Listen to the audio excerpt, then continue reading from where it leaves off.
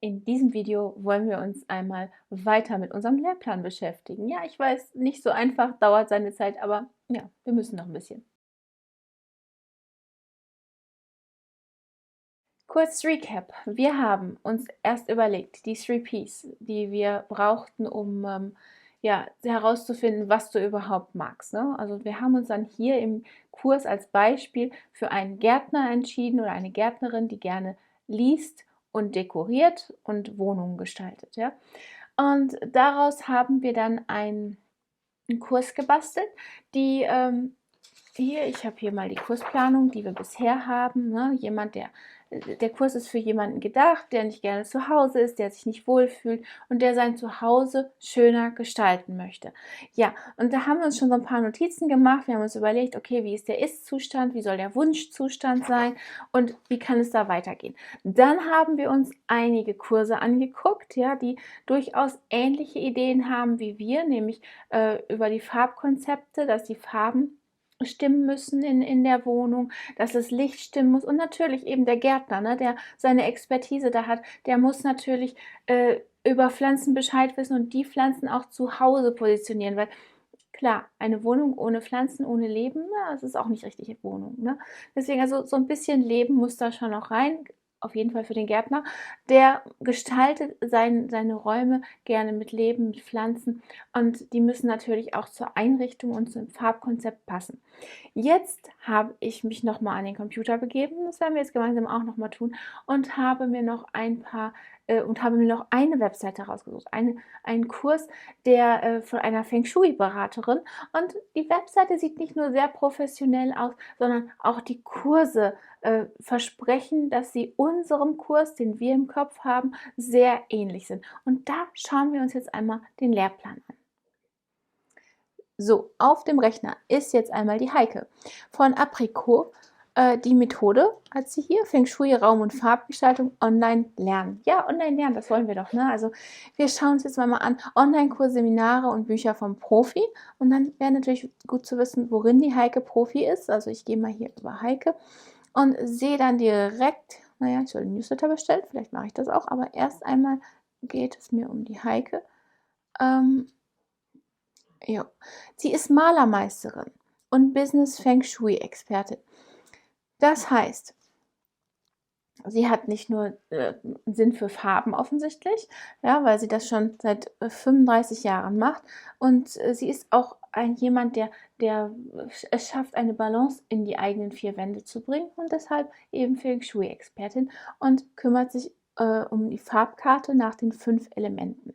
Ja, okay, ich gehe jetzt mal hier auf die Kurse, die sie im Angebot hat. Sie hat nicht nur Kurse, sie hat auch einige Bücher im Angebot.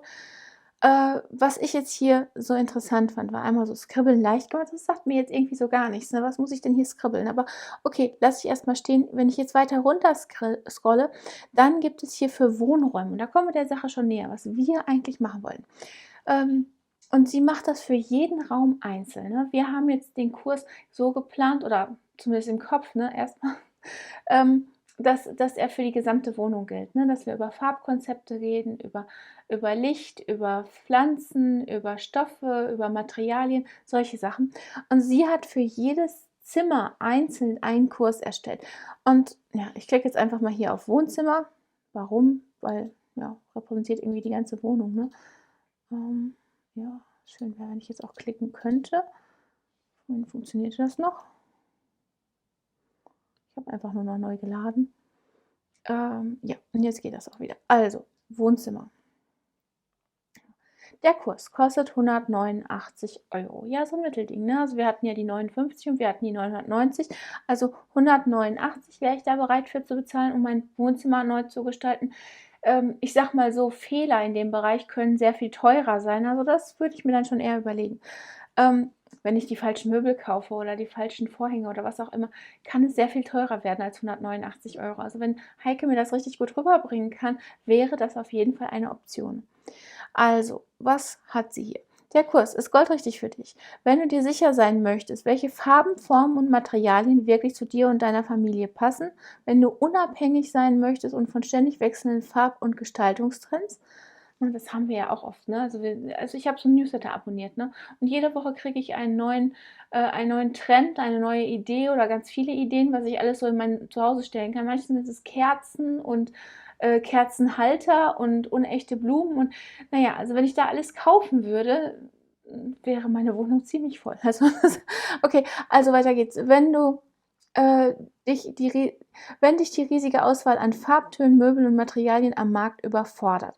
Ja, so schön es ist, ne, dass man viel Auswahl hat, desto schwieriger wird es natürlich dann auch, was auszusuchen. Jetzt klicke ich mal hier auf Inhalte und dann haben wir das, was wir wollten. Wir wollten nämlich eine eine Übersicht haben über den Kurs und hier geht's dann darum, ähm, ein Ort für die ganze Familie, ne? So hatten wir das ja auch gedacht, dass das alles harmonisch sein soll.